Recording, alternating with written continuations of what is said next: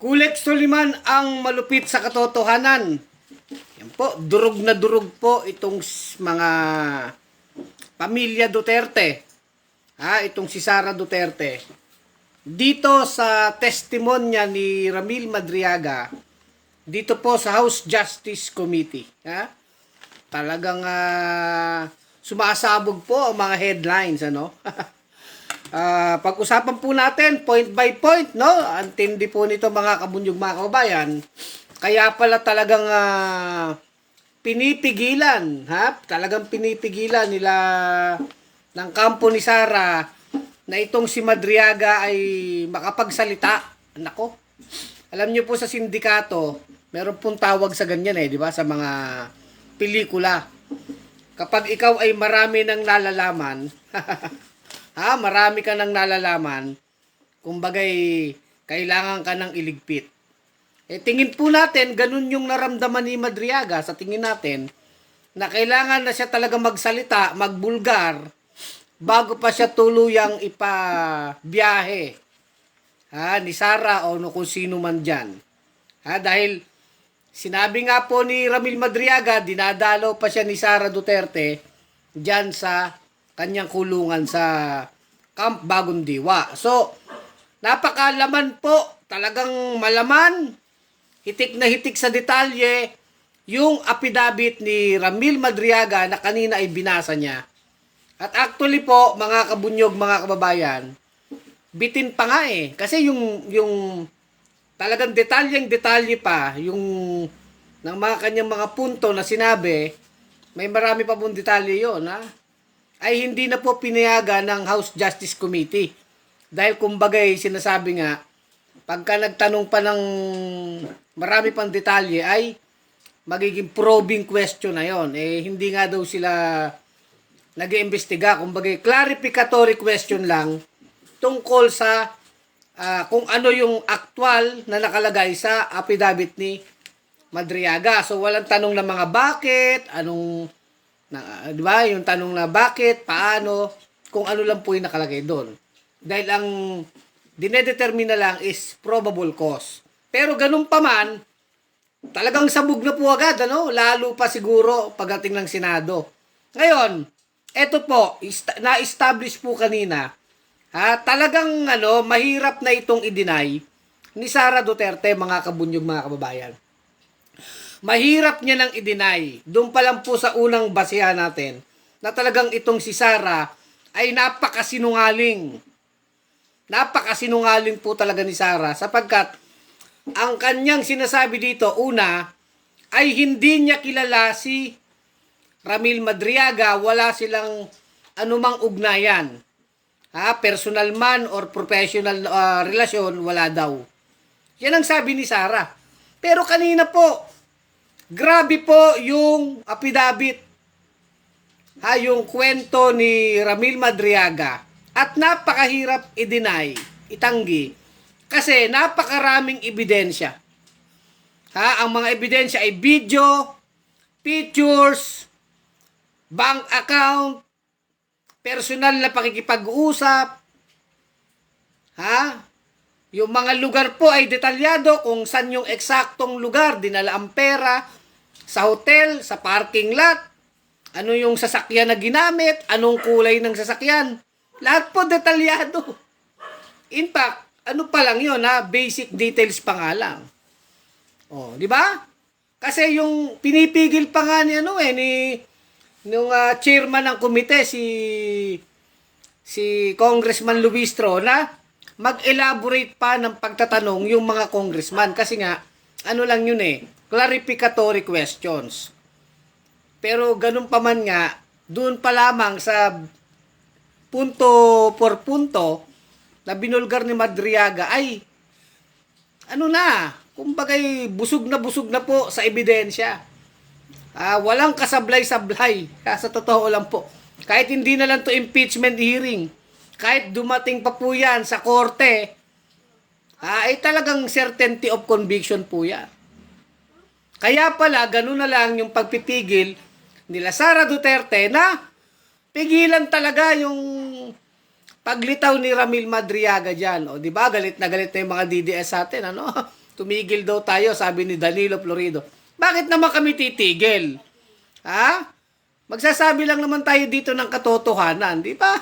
Danilo Florido, kung ayaw mo dito, umalis ka.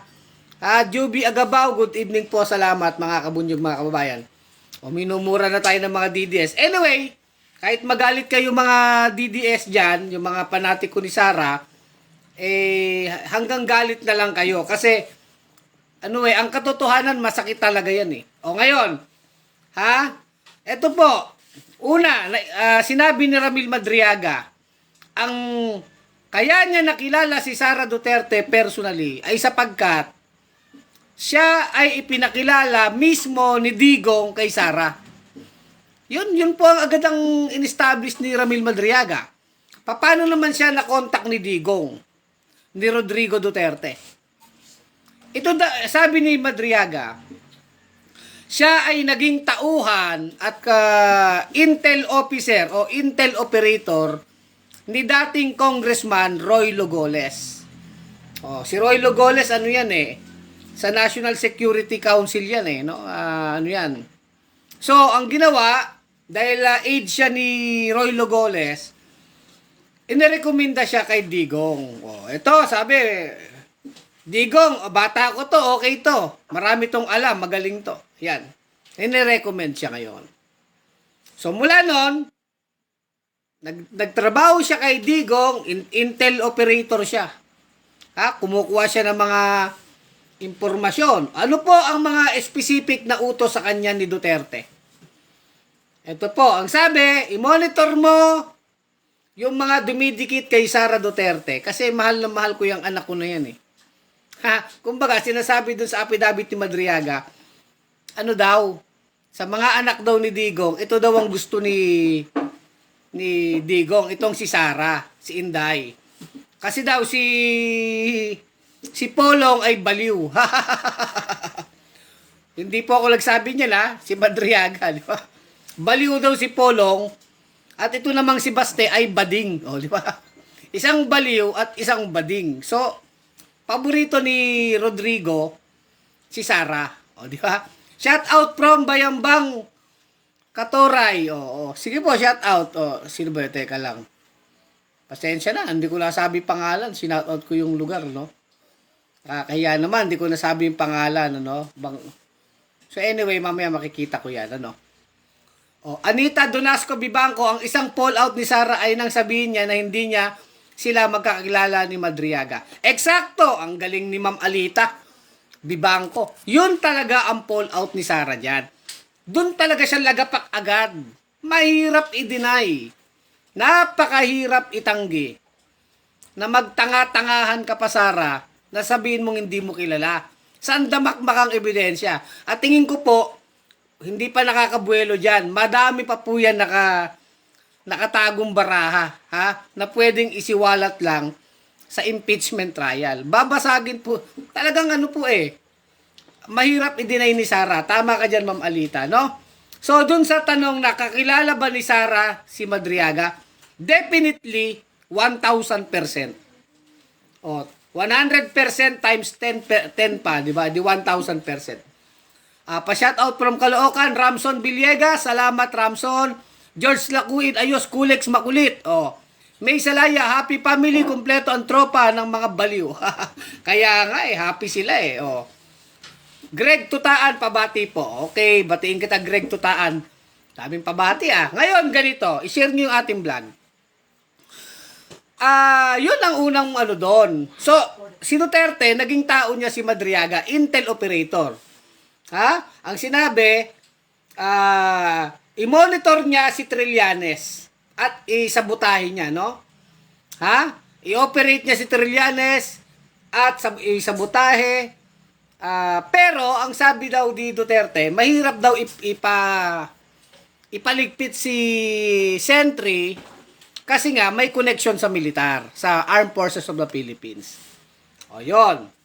Tapos, isa pa, sinabi sa kanya ni Duterte na tulungan itong si Mans Carpio. Matindi talaga, no?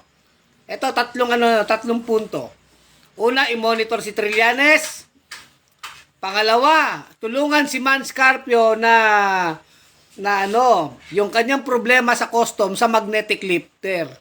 Na kinalauna, nalaman ni Madriaga na yung magnetic lifter na yan ay shabu. Mahigit 500 kilo, nabalita po yan. At ang halaga ng shabu, na laman po ng magnetic lifter ay 4.3 billion. Mahigit 4 na bilyong halaga po ng shabu. O, ang sinabi ni Duterte, tulungan mo yung aking, ano bang tawag dun sa asawa ng anak mo? Manugang. Yung aking manugang na si Man Scarpio, dun sa kanyang shipment na magnetic lifter sa custom. Ikaw lang bahala dyan na Ramil, o, di ba? Ganun po ang utos. Yun nga, sinasabing equipment yon, di ba? Pero shabu nga ang laman. So anyway, yun nga ang dito, no? Basic yung sinabi. Kung inalaw lang talaga yung mga congressman magtanong, marami pang tanong dyan. Unang-una, sinong kasama mo, sinong kinontak mo sa custom, kailan, paano. Hindi na nga po pwedeng magtanong ng ganun kasi probing question nga daw yun. Anyway, yan ay inire-reserva nga sa Senado. Kaya akala ko mabibitin tayo pero hindi rin Busog na busog po talaga sa pasabog. Noli Nigare, magandang gabi sir. Kulek Soliman, salamat Noli Nigare, no? Eni Munoz, ine-deny talaga ni Sara yan. Pero malaking pagkakamali ang pag-deny niya. Akala niya malulusutan niya yung pag-deny. Lalo niya niyang hinulog sarili niya. Kaya nga, doon ang unang napakalaking pagkakamali ni Sara. Napaka-fatal nung pagkakamali ni Sara na i-deny niya blanketly. Di ba, Sir Efren Tan Barreto? Ngayon, excited na ba kayo? Sinasummarize ko po kasi ang haba di ba? Pero pinagtiyagaan po natin na panoorin detalye por detalye para wala tayong mamimiss, hindi tayo sasablay, di ba? Yung katotohanan lang walang invento si Kulek Soliman dito. Kung ano yung laman ng affidavit, kung ano yung nangyari, yung po yung kinukwento ko. Ngayon, sa mga tuwid, ito nga si Duterte, dahil tauhan niya na tong si Ramil Madriaga, ay ipinakilala niya na ngayon sa kanyang paboritong anak na si Sara Duterte. Sabi, ikaw nang bahala kay Sara i-monitor mo yung mga dumidikit kay Sara. Tapos paghandaan na yung pagkandidato ni Sara sa 2028 bilang president. Diba? Yun po yun Kumbaga, si Ramil Madriaga naging talagang political operator na ng mga Duterte. Alam niyo yung political operator, ano po yan? Yan po yung mga pinagkakatiwalaan sa eleksyon. Malaki po talaga ang role yan sa politiko. Ang mga political operator. At yan ay mga busog na busog. At ano ang kapalit niyan? Sabi ni Ramil Madriaga, sumasahod siya ng 100,000 to 150,000 mula kay Duterte. Yun. Imagine niyo yan, Talagang matindi, no? Bukod po doon, binigyan siya ni Digong ng 25 million. Di ba? Wow, para sa ng 25 million? Gamitin mo na yan, Ramil, sa mga aktibidades mo, sa yung kampanya, no? Nakalagay po dito, no? So, 25 million, binili niya daw ng mga motor na mamahalin. Di nga, hindi pa nga kung saan binili, kasi bawal nga magtanong kung ng detalye. Di ba, Sally Casalme Biloso watching from France. Ngayon, nalaman ang tunay na sindikato ang pamilyang Dutae, Botcha Chua. Mamaya po, mas palalim pa ng palalim, patindi ng patindi po yung revelasyon. Ito introduction pa lang no? Introduction pa lang to. So ngayon, ang sabi niya, ikaw mag-intel ka kay Sara, Mag-intel ka kay Sara, Ramil. Tapos, sinabi din ni Ramil dito, ni Ramil Madriaga, na talaga, may sulat, actually, hindi na to kasama dun sa affidavit niya, pero sinabi niya, may sulat na siyang lumitaw, na sinasabi doon, nag-usap sila kasama ni Duterte, kasama si Duterte tungkol sa plano po sa 2022 election. Kung saan nga patatakbuhin si Sara, pero eventually nga hindi tumakbong presidente, tumakbong vice president, katandem ni PBBM. So yon. Kaya nga